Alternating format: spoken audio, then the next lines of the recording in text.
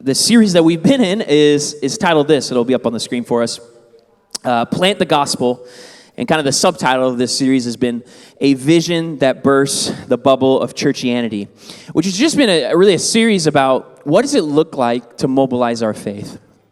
What does a healthy vision and viewpoint of mobilizing our faith look like? Because this was a huge thing that permeated Jesus's mindset. And how that relates to us as human beings and really his church. And so on the church calendar, this weekend represents the day of Pentecost, which was this moment that we read about in Acts chapter 2, which is the early church history. I love the book of Acts in the Bible because it takes us back to this first century church, this ancient church, and how it began. And what people point to as the moment the church really began was Acts chapter 2, when the Holy Spirit literally came upon people in a powerful way, and Jesus literally commissioned people to be powerful witnesses into the world, which is so timely for this message series that we're in. So I want to hit us with our series big idea that we always have for any message series we're in.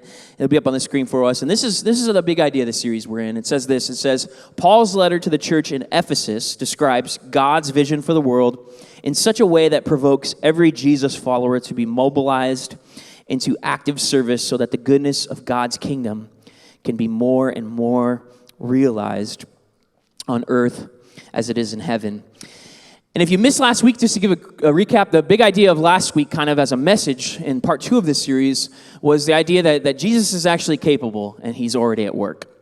And we looked at, I stole a Playmobil figurine from Luca, our 8-year-old's toy box, and used that as an illustration that sometimes show us how small we can sometimes view Jesus as. It's a convenient kind of figurine that we can take out when it's convenient, and how it begins to impact the potential of vision, and how it begins to impact some of the things that maybe feel pressing in this world that begin to fall on our shoulders because we have a vision for Jesus to be so small. And we began to look at Ephesians 1, which is considered like this crown jewel of the letter to the church in Ephesus. And really, in the earliest manuscripts, this wasn't a letter to a specific church, but we read how this was kind of a circulatory letter that is included in the Christian Bible. That kind of shows us, and many people think that the author, Paul, who's an early church leader, it was the crown jewel of his ministry. In Ephesians 1, as we dove in last week, it reminded us that all things are under Jesus' feet, and that the church is actually the fullness of him who fills everything in every way. And we looked at kind of this perspective of sometimes we can think that mobilizing our faith is really, once again, on our shoulders, that it's up to us, and we carry this weight and this pressure. But really what we need to embrace when we think about the fullness of Jesus and how he fills everything, that he's already doing that. That's a part of his capacity, and we're just invited to join him where he's already at work. He's already working. It's a matter of us to just join him in the places where we understand in his vision he's massive. And sometimes we take on things that God never intended us to take on. And with that type of vision, we can conclude God's going to provide for all the problems. If we see a problem, we can name a problem. That's easy, right? We could do this so easily as human beings. But a vision to go, okay, with all the problems in the world, that actually God is spurring on a vision that actually has a solution to every problem. Every problem in Burbank, every problem in Los Angeles, every problem in our county, every problem in our city, right? Every problem in our world. Jesus' vision is big enough to solve that. But for us, it's going to require us to shift maybe our perspective of church and shift from a come and do kind of a building centralized perspective of we think about church, we think about something that we come to, and shift into more of a go and be perspective where God is leading us to be people that are mobilized, that on behalf of him and his goodness, we actually make an impact in the world, and on behalf of him, see problems solved in every sphere of society. So I've titled this message as we're jumping into Ephesians chapter 2. We're going to highlight a section in Ephesians chapter 2 that really inspires us and encourages us to mobilize our faith. I've titled this morning's message specifically for week 3 this. It'll be up on the screen. Sundays are a starting line. Sundays are a starting line.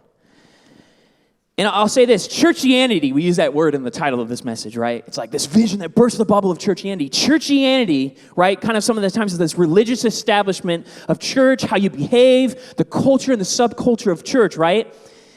It can sometimes say to our faith, go to church. Go to church. Go to attend this thing that typically occurs on Sunday. But Jesus' vision says you actually can't go to something that you are. Because church isn't something we go to. Church is an identity of a group of people. And I love, during COVID was such a revealer many times for our habits and the fragility of maybe our mindset or our paradigm or our mental map of church. And Alan Hirsch, who I've quoted often, he's a famous Christian author. He's a missiologist. And he said something really interesting during COVID that I've really held on to. And he uses this metaphor and this illustration that if you want to teach somebody how to play chess really well, any chess players in the room, come on. Yeah, there we go. It's like, yeah. Anyway, it's really interesting. He said, if you want to teach somebody how to play chess, oftentimes what you'll do is you'll remove one of the most powerful pieces on the board and teach them how to play without it, which oftentimes is the queen. It's just one of these most powerful pieces on the board. So he said, it's interesting because what you do to teach somebody is you teach them how to play without it. So then when that player or that figure or that piece gets reintroduced into the game of chess, you have so much more at your disposal to beat your opponent. And he used this metaphor to say the queen, that piece of powerful in terms of the way and our framework of how we see church, is our Sunday gathering. Because COVID oftentimes took the familiarity of that piece of the pie away. And it challenged us to think of, in the vision Jesus has, what is left? Can we still accomplish the vision of Jesus even without a familiar, in-person at times gathering that the pandemic forced us to question and go, are we able to do this and accomplish this piece safely? See, God's vision for the church is to fill everything in every way. So what does that look like? And in our viewpoint, in our vision for church, what is left when maybe the queen is no longer a part of our familiarity? How is the vision executed? And we're going to look at Ephesians chapter 2, specifically verse 10, to help us along this morning. And it'll be up on the screen. This is what Paul writes in the second chapter of this circuit letter in the first century that was encouraging churches that were facing all sorts of a mess in the backdrop of Rome, which was considered one of the most powerful, dominant forces in human history. The declaration that Jesus is Lord was in complete contradiction to what people would oftentimes declare, which was Caesar is Lord. And so the church is facing so much during this first century framework of power and power dynamics. And so Paul is encouraging the church. And we get to chapter 2. We get to verse 10 specifically. And this verse is the one we're going to highlight in this chapter. And it says this, it says, "For we are God's masterpiece. He has created us anew in Christ Jesus so we can do the good things He planned for us long ago." There's so much power and truth jam-packed into this one verse. Paul's reminding us that God creates every person, every single person with purpose. He's reminding the church that every follower of Jesus, you automatically are receiving a sacred summons. Oftentimes what we can use in our language to describe a calling. The specific thing that God has given each and every one of us. And is it just a calling that exists for maybe vocational pastors like myself? Missionaries who go overseas? Is it just for career church leaders, right? But he's reminding us in this powerful verse, no, we are the church. No distinction between leadership and non-leadership in the church, but calling us up to this framework that says no more chokehold on the church for us today. No more sleeping giants.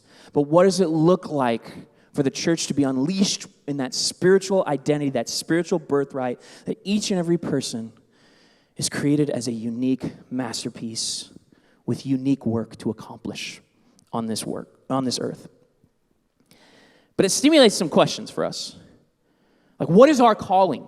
That's very elusive. that language, right? Of like discovering what our calling. What is my calling specifically, personally, asking ourselves that question. And so that's what we're going to begin to work through in this message this week.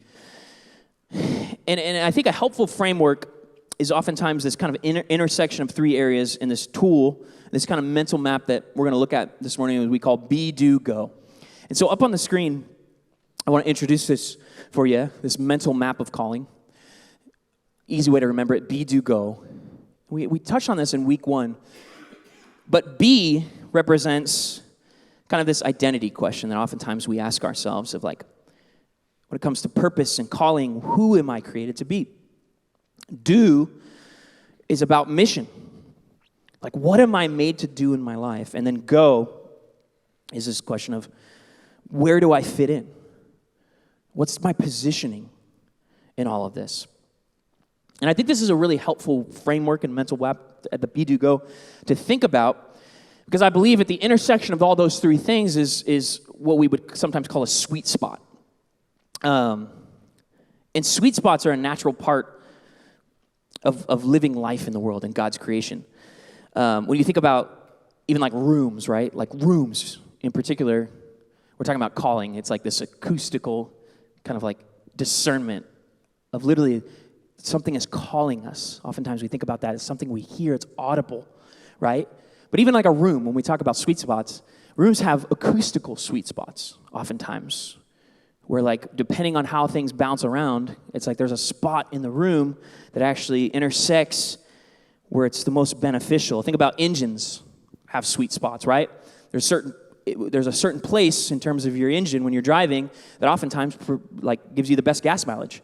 It's like with our gas prices, we're trying to stay within that range. Where's the sweet spot? Musical instruments, right? Oftentimes have sweet spots. I'm a guitar player, so when you have an amp, right, a guitar amp, oftentimes what guitar players are searching after is like, where's the sweet spot on that amp? Where you have kind of more of a clean, chimey sound. For those of you who aren't guitar players, bear with me right now. And then you kind of have more of your like, rock and roll kind of like harsh sound, which is oftentimes called overdrive or distortion. And each amp, it's like you want to find the spot that just right. It's like when you hit a hard strum, it hits that spot of breaking up into that kind of more distorted sound. But when you're playing softly, it's that more chimey, clean sound. It's a sweet spot. Guitar players are finding that. Oftentimes, they'll find that place, and that's the place they play from. But what is the sweet spot for the church, right? And I believe there's what we're calling a primary calling for the church in which God has made clear. So we're going to look at that in Matthew 28, verses 18 through 20. Oftentimes, this is called the Great Commission. This is where the mission of the church is highlighted. It says this, then Jesus came to them, his disciples during this time, and he said, this is the resurrected Jesus. He's conquered death. He's risen from the grave, and he says, all authority in heaven and on earth has been given to me. Therefore, go and make disciples of all nations, baptizing them in the name of the Father and of the Son and of the Holy Spirit, and teaching them to obey everything I've commanded you.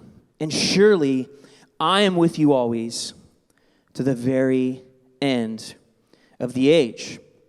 There's this commissioning to go and make disciples. Now, that's a very, once again, like Christianese, like churchianity type of word, so to speak, right? Of disciple. What does that mean? And so we've been working as a church, like, what is our definition of a disciple? Like, what does that mean in our common language? And the way we've been expressing it is we're meaning whole Jesus people.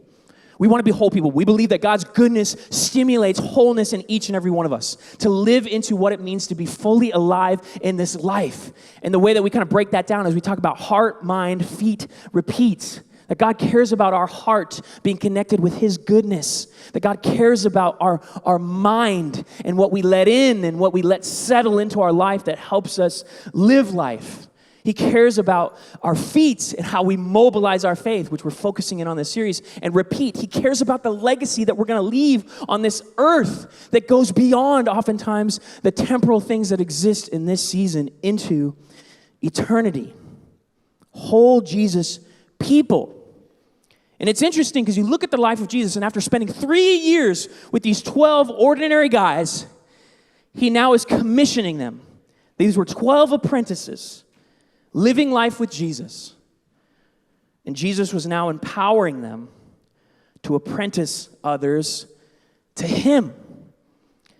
And this leads into this be, do, go that helps us define our primary calling. So I believe our primary calling as followers of Jesus is encapsulated within this verse. So up on the screen, let's break this down in that kind of framework we introduced, be, do, go, right? Up on the screen for us. So here's our primary, what we're saying is our primary calling. Be a disciple. That's our core identity. What does it look like to be an apprentice to Jesus? What does it look like to depend on him and say, God, I don't have all the answers, but you do. So I'm going to lean and be dependent upon you as my guide, as my leader. I don't have the solution to every problem, but your goodness gives an answer to those very things. See, that's our prime identity of being a disciple. Who makes a disciple? That's the do. That's our core mission. What does it look like for us to receive and then to help others do the same in the same way that Jesus modeled that in his very life? And then lastly, go. And the core position for this in our primary calling is wherever we're at, wherever you are. No space or time is going to dictate the positioning that this is our primary calling. It's like, man, who should I disciple, so to speak? Who should I invest my life into? It's like, no, like the answer to the question is, where are you? Where are you? And so for us, when we talk about a sweet spot, see, a sweet spot for the church is the triangulation of those very things. A disciple maker, or one who makes a disciple, who makes a disciple, who makes a disciple. In our language, as whole Jesus people, man, this is like a healing catalyst. That we receive healing from God, and then we allow that legacy to move forward as we invest in other people, and we connect them to the truth of God and his goodness, and who he is as a person who literally walks alongside this life with us, relating to us because of his life that he experienced as fully alive as a human being, fully God, fully man. And I think there's a lot of beautiful ways that Jesus can be seen in the world. And let's just use this Sunday as an example. As we kind of plan this idea of Sunday as a starting point, I think volunteering in church is a beautiful way that we serve and we show Jesus moving in the world. It's a witness to the world. But for a follower of Jesus, what we just looked at, this is actually the sweet spot. This is the sweet spot. To be a healing catalyst, to be a disciple maker, to be a disciple who makes disciples wherever we are. This is the critical and the crucial way we can gauge spiritual maturity. Are you a spiritual father or mother? Are you a spiritual grandparent? Are you a spiritual great-grandparent? Are you a disciple who makes disciples wherever you are? What does that look like for us as our spiritual birthright and what Jesus commissioned the church to prioritize? And I love this idea of wherever you are, because shout out to the parents in the room right now.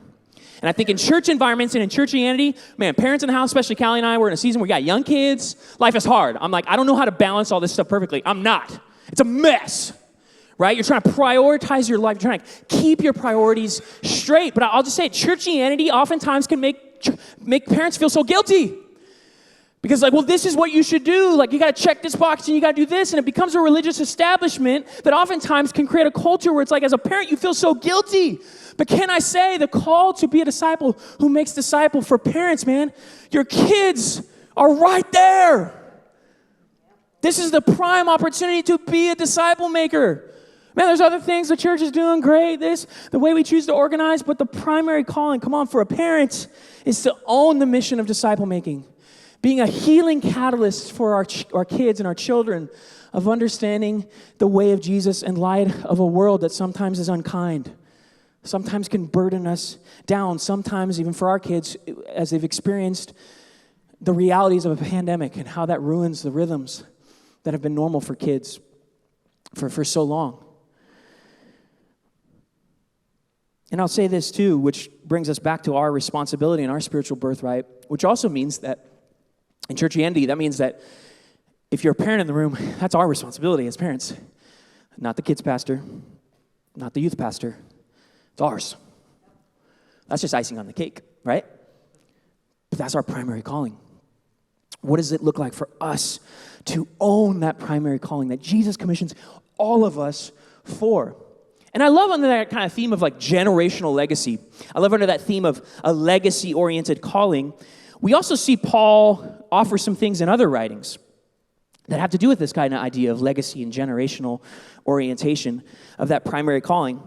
2 Timothy 2:2 will be up on the screen, and this is Paul writing to a young pastor, Timothy at the time, who's having a hard time leading. And he writes this encouragement. He says, "In the things you have heard me say in the presence of many witnesses, entrust to reliable people who will also be qualified to teach others." Smashed up in this one verse, 2 Timothy 2:2, is this generational legacy that we see present. 4 generations of people that Paul mentions. He mentions him as someone who's invested his life into Timothy, who then is Timothy is commissioned to entrust to reliable people, who then are then entrusted to commission themselves to more qualified people. It's legacy-oriented. It's, man, how do we take the healing agency that God gives us and partners us with and to begin to become catalysts where we plant the gospel, we literally plant the goodness of God in all the spaces of life where God has already placed us. I think a big practical question for us is, okay, so how are we accomplishing this as a church family? Well, I'll just say, baked into my bias and my formation probably is a preference and an appetite oftentimes for churchianity, for things to be neat and organized. And, it's like how do we control things, right? And so for one of the ways that is an expression in our church family, and I want to highlight it because it's like we don't just do things just to do things. Like I think there's a menu of things that we're offering and saying, man, we really believe in this because we believe it's going to accomplish the mission. And as we focus on this primary calling, it's like, well, how do we learn to be disciples who make disciples wherever we are? And one of the primary ways that we've chosen to express that is in what we call our life groups. And so up on the screen, I want to remind us. It's like, we don't just do this to do this. We have designed our life groups in a way to accomplish this mission. Where it's like, are you being discipled? Are you being invested in? Are you in community with others? Are you being trained? Do you have the tools to disciple other people? If somebody will walk up to you and say, hey, would you invest in me? Do you have maybe some tools, or do you have the training wheels to go, I know what I would do. I'm confident and feeling equipped to do that very thing. And then wherever we are. And that's why we offer several different life groups throughout the week where it's just like, man, hopefully there's a group that's going to work with your schedule and work with where God's already placed you as a place not only for community. Community is a byproduct, but this is a space where we're training and we're continuing to change the culture for our leaders to own the mission of disciple making that is legacy oriented. What does it look like to equip you for the primary calling of the church to be these healing agents, these healing catalysts of God's goodness, and empower others to do the same? Well, what else? And I'll just say it, we're working to get better at devoting more energy to help this mission come about as a church family. And I think for me, it's a mentality and a shift from passive to intentional. Because I think sometimes it's like, well, this is all discipleship and disciple making. It's like, if everything is disciple making, nothing is disciple making. And so I think for us, we're trying to understand, man, what are we after? What's the product? And the product for us, out of it all, is going, whole Jesus people. What does it mean to be whole people? Commissioned into the world that then, man, reproduce that wholeness of how Jesus is working in us. Once again, as people that are renovation in progress, always. But what does it look like as God invests in us to multiply that in other people? Because I believe for that vision, that's a force to be reckoned with in the world as Jesus works through us powerfully. And also a reminder for us today, Sundays are a starting line. It's one piece to a larger legacy of the vision that God has for each and every one of us. Sundays are a starting line into what I believe is our primary calling as the church. So you might be saying, okay, so that's it? That's our calling? Just disciple making? You know what I mean? Just being healing catalyst? I get it. That can almost kind of sound boring because you're like, that's elusive. I don't necessarily know what it looks like. I get that. So is that it? Is that our calling, all of our calling? No, it's not. That's the beauty. So we're going to take a peek back at what we started with, Ephesians chapter 2, verse 10. Let's look at this verse. Again, it says, for we are God's masterpiece. He has created us anew in Christ Jesus so we can do the things he planned for us long ago. I love that word, masterpiece. In other translations, it's translated as the word handiwork in the English language. It comes from the Greek word, which the Christian Bible was written in, but majority Greek. The Greek word there is this Greek word poema, a workmanship of God. And that's easy for us to understand because even when you look around this room, you're like, not anyone's created the same. We're all different. We're all unique. And Jesus is affirming the same thing with us with a unique body of works that God has prepared and planned for us that only we can uniquely serve.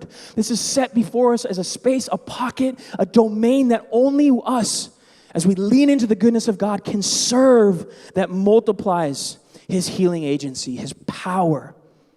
See, Jesus decides our primary calling for us. We read that in Matthew 28. It's like, you can't change that. That's our primary calling as a church, to be these healing catalysts, these whole Jesus people who make more whole Jesus people. But we also have something that's called a personal calling. It's a little bit more of a discovery process. It's not dictated for. It's not like you flip open the Bible and you put your finger on it. Anybody ever done that? It's like, you know what I mean? Just flip it open. This is the will of my life. It's like, no, you just randomly did something irresponsible that you probably didn't want to take the time. You tried to microwave something that God wants to put you in a slow cooker with, right? The same thing with our calling. It's not like you can point to the Bible and be like, TD's calling is. It's like, that's not clear. This is a journey. This is a discernment process. So we have our primary calling that Jesus prioritizes, but then we have something called our personal calling, which doesn't, it's not automatically given to us. I would argue it requires a loving and faithful Jesus community to come alongside us and encourage us to go ask the question, what is that personal calling? What is that unique set body of works that God has prepared and planned for you long ago? What is that for you? And so in that same kind of be, do, go framework or mental map, let's look at this. Let's put that through the lens of this verse in Ephesians 2:10. So we already did that with the primary calling to be disciples who make disciples wherever we are. So for Ephesians 2:10, this is how it begins to flesh out up on the screen for us. It says, for B, it affirms that we have a unique identity. I am uniquely made. We make that declaration. There's not two of you. Do, our unique mission, to do good works and deeds. The source of goodness that we experience in the world is from God himself, who then catalyzes that goodness. As agents on behalf of him, there's that set body of good works. Each and every one of us, it's been planned for us to be agents of his goodness in the world. And then that last one, go, which is our unique positioning. So in the primary calling, it's like wherever you are. With this, it's wherever I can be most effective. Where is the place of effectiveness? Where is the spaces that uniquely belong to you and only you? Our personal calling consists of a unique combination of strengths, weaknesses, passions, burdens, values, relationships, and experiences. And these are all clues embedded in our life that then we have to go to a process and say, discover that. What does that look like to continue to emerge? And this represents the sweet spot of our life and what we're calling our personal calling. I love Todd Wilson and Larry Welkemeyer in a resource titled Made for More that's kind of helped frame this series. They say this, this will be up on the screen, every disciple is a unique, handcrafted by God vessel for expressing the fullness of Jesus into every corner of culture, into every sphere of society. Our personal calling is God's unique handiwork in our lives to equip us to play our unique role in his mission and vision on this earth as it is in heaven. But it's interesting because if we have a personal calling and primary calling, I think sometimes it's like, well, we want to, let's just pursue the personal calling, right? But it's interesting how these two things relate to one another. You actually can't fully have one without the other to lean into the full purpose of what God has for you. There's no separation. And when we begin to create separation between those two callings, we can get ourselves into trouble. I love what Gordon Smith, this will be a quote. He kind of acknowledges this in this quote here. Gordon Smith, an author, he says, first, there is the call to be a Christian. Second, for each individual, there is a specific call So, right, in that language, we're using primary calling, but also our personal calling. A defining purpose or mission, a reason for being. Every individual is called of God to respond through service in the world. Each person has a unique calling in this second sense. We cannot understand the second meaning of call except in the light of the first. I've thought of the illustration before. I think it was mentioned in a resource I was reading. It's almost like two oars in a boat, where if we believe we only need one without the other, we begin to spin in circles. But it's truly we make progress to the shores and the places where God is sending us when both of our primary calling and our personal calling are working in tandem. Because we could elusively pursue our personal calling at the expense of actually multiplying the goodness of God according to His agenda in the world. We can be the greatest thing in our personal calling. You can have someone who's expressing and saying, "This is my calling," and be using it for purposes that aren't pushing the world forward and making it look and exist more like heaven. The same thing can go for the other side, right? Where we begin to believe that our call as disciple makers and sending agents actually has nothing to do with the world, because we believe we come from a viewpoint and a worldview that says the world is bad, the church is good. And we begin to separate ourselves, that there's actually a unique body of works in the world where God is working because He's filling everything in every way, and we get to join Him. Two oars in a boat. So how are we accomplishing this as a church? Once again, is this just robust language? It's like, oh, that's a good thought. We're just going to leave and move on. No, as a church family, we want to get better at this. We want to grow in this. We want to organize practically around these ideas that if these are the things that Jesus prioritizes as our calling and purpose in the world, how are we doing that? And how are we accomplishing it? And I think one of the big things that we talk about is you got to start somewhere. Like we have to start somewhere. And I think, I'll say this, I think serve teams, I think volunteering in church, I think that is a great starting line. I think that's great. I think where we get into trouble is where we believe volunteering in church environments is the goal. It is not. The goal is sending. The goal is to be sent and to engage in our primary and our personal calling. And when we centralize and when we gather, that gives us the opportunity to flex muscles that are good. Serving and volunteering, giving up time for the sake of something else is a beautiful habit that exists in the life of Jesus. We need to do that. We never can outgrow our posture to serve. So do that. If you're not serving, do that. This acts as a great starting line, right? But what else? And like I said, we're getting better. We're working to get better at this. So up on the screen, I have two QR codes that I'm going to encourage. Let's leave this up here for a few moments here. A couple great starting points of things that we begin to organize around. One being an assessment that we call our GPS assessment, which is another triangulation of helping us discern, that discernment process of where is that unique body of good works. Can I get clarity on that? Gifts, passion, story. Like the way GPS normally works, it figures out where you are and tells you where you need to go. So we have an assessment. If you scan the QR code, that's also in our Connection Center, you will get a unique assessment assigned to our church family. And what we've been doing is we've been slowly compiling, where are people's gifts? What are people's leadership styles? Are we helping people serve in the places where they actually exist? Are we taking the starting line of where they currently are, and are we helping them move to where God maybe would have them go that maybe doesn't have anything to do with the building on Sundays? But it has to do with real problems out in a world that are begging for the goodness of God to be realized and to be experienced, right? So GPS is this thing that we're working out. And so we just encourage you right now, fill that out. And I know when we've mentioned this before, we're like, well, you'll get assigned with a coach and so on and so forth. We're still building the coaching architecture. It's imperfect. We're not very good at this yet, but once again, we're devoting energy to what could this look like for someone to come alongside you and help discern that with you. Another thing that we have is called equipping cohorts. And these are these kind of like start, stop, overtime opportunities to help you kind of discern your calling, but to also build the habits of what it means to be a Jesus follower. So we have our life groups that exist, start and stop throughout the year, but then we have what we call cohorts. That if you're interested, this is a higher bar, higher commitment to help bake and build into some habits of becoming more and more what we believe Jesus is asking us to do as people on mission.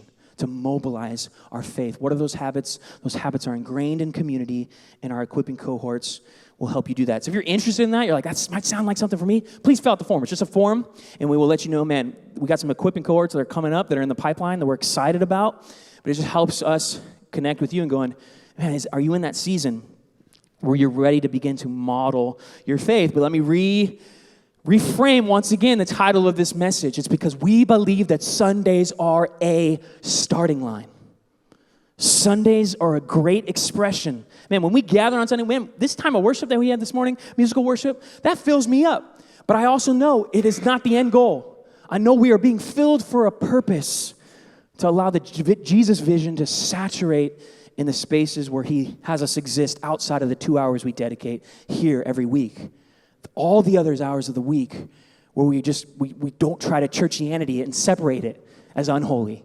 Well, I'm out in the world. No, it's holy. It's just as holy because you are bringing Jesus with you by his Holy Spirit on Pentecost Sunday. Come on, somebody. Really quickly, we talked about this before, and I think it's good to affirm this again as we kind of bring this message to a close, is the bias here. And I think what we're trying to accomplish, which is what we call a churchianity bias, or what we would call a Jesus apostolic bias. The churchianity bias, I would argue, says, we can do it, the paid professionals, the pastors, the leaders, the ones in charge, we're going to do the ministry, you just help us. And I would say that's a centralization, once again, where volunteering can become the finish line. We're like the programs of the church, it's like, well, we're checking those boxes, we're doing it. And what I would say is there's an apostolic bias. The leaders of the church, as we see in the early church, and what Jesus commissioned on Pentecost Sunday was for us to be witnesses in the world. And the church, as an established institution then, our role in the centralized institution is to help us be the very people that are sent people from come and do to go and be. But I don't know about you, I have a bias for the come and do bias. But we are in a point, I believe, in church history where Jesus is commissioning us back to a vision larger than anything we can try to domesticate in our human power. What does it look like for us to lean more and more into that personal and primary calling that God has placed in each and every one of us?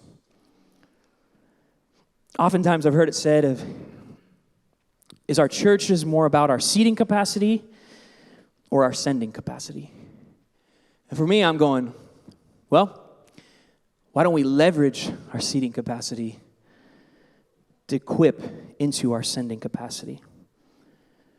You, every single one of you are a masterpiece, made for a one-of-kind masterpiece mission. Here's the question. Can you imagine the potential of what happens when there's a mosaic of masterpiece missions overlapping all over one another? When there's clarity in that, when there's engagement, and people serving in the God-given places that God has already prepared long ago. What happens when that begins to multiply? What happens when that begins to saturate the goodness of God through his church? We want to equip you to do that. We want to equip you not just to volunteer. And once again, if you're a part of this family, we invite you to volunteer. If we need help, always. Come on, somebody. Kids ministry, hello. But here's the thing, that's not the destination of Jesus' vision. We know that. It's not the destination. So how do we leverage with maybe what's familiar, what I'm familiar with, and the way I was formed into the way I am today? What does it look like for us to leverage the familiar into the future that God has for us, that's laid out for us, which is a vision that's burst the bubble of churchianity? You are not a volunteer or potential volunteer. You are a unique masterpiece with a mission. Are you living in your sweet spot? Because I believe you were created with a masterpiece mission in mind. And you might be like, well, I'm not. And I'm not in the sweet spot of my primary calling or my personal calling. And I would just say this, that like no one cares more about that than Jesus himself. Today, just like he cares more about that.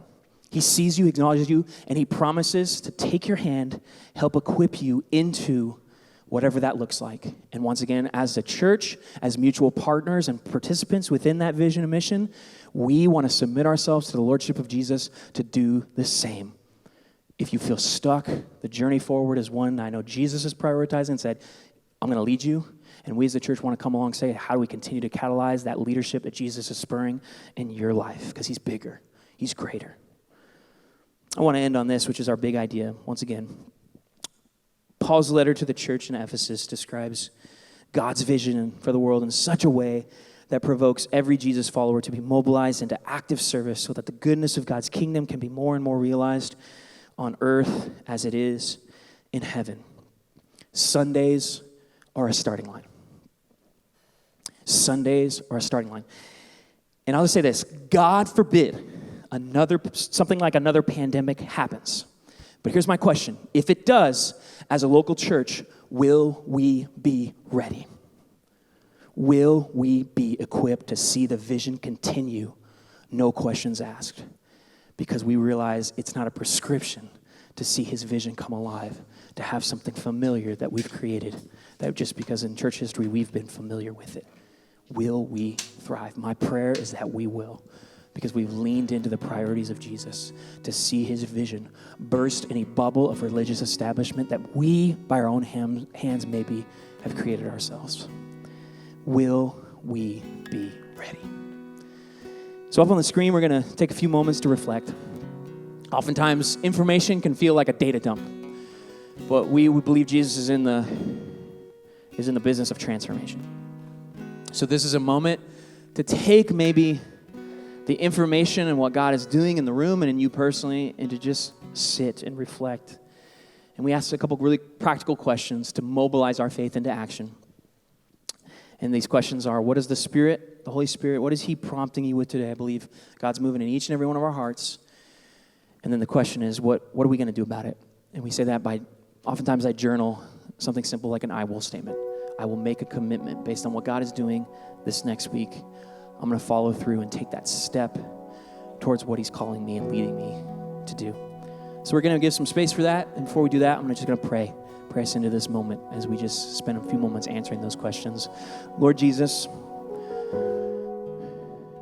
you fill everything in every way. You're greater.